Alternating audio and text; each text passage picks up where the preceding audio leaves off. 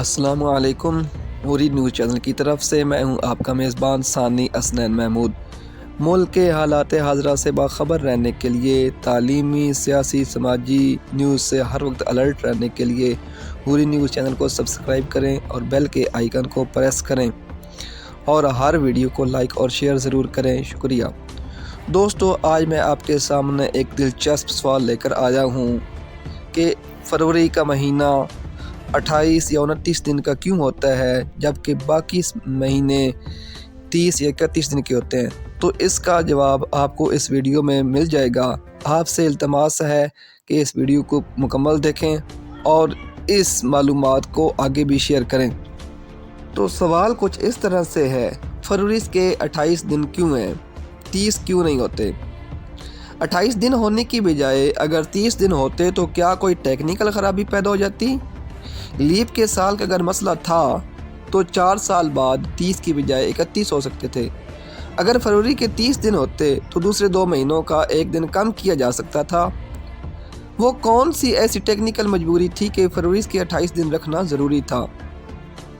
तो जवाब देखने से पहले आपसे इल्तमास है कि अगर आपने अभी तक मेरे चैनल को सब्सक्राइब नहीं किया तो मेरे चैनल को सब्सक्राइब करें और बेल के आइकन को प्रेस करें।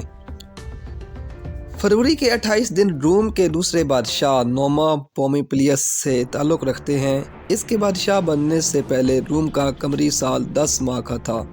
ये मार्च में शुरू होता और दिसंबर में ख़त्म होता। उस वक्त रोम के पहले बादशाह रोमुलस और उसके लोगों ने दिसंबर और मार्च के दरमियान वक्त को गैर अहम समझा क्योंकि इसका फसल की बुआई से कोई तल्लुक़ ना था। जब नोमा पोम्पिलियस ने इक़्तिदार संभाला तो उसने कैलेंडर को साल के 12 कमरी चक्रों के मुताबिक दुरुस्त करने का फ़ैसला किया। नए 355 दिन के साल को मुकम्मल करने के लिए 2 अज़ाफ़ी महीनों की ज़रूरत है, लिहाजा जनवरी और फरवरी को कैलेंडर के आखिर में शामिल किया गया। चूँकि रोमियों का ख्याल था कि जुफ्त आदाद बदकिस्मत होते हैं, इसीलिए उनके महीने में ताक दिन होते थे और एक माह 29 या 31 दिन को होता था।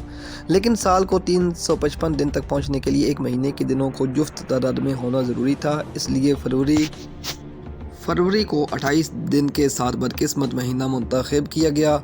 नोमा पोम्पिलियस के 355 दिन के नए कैलेंडर को इस्तेमाल करने के कुछ सालों के बाद मौसमों और महीनों की आपस में मुताबिकत में फ़र्क आना शुरू हो गया।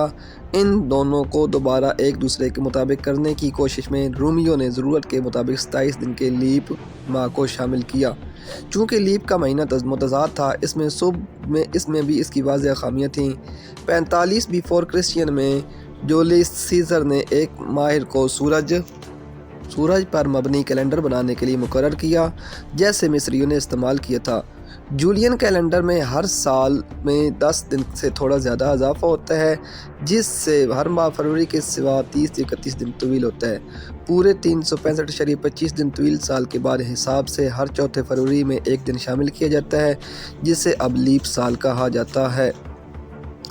इसमें एक और अहम बात यह है कि रोमन कैलेंडर को जूलियन कैलेंडर के मुताबिक करने के लिए साल 46 बिफोर क्रिश्चियन यानी कबल अज़ मसीह 445 दिन लंबा था।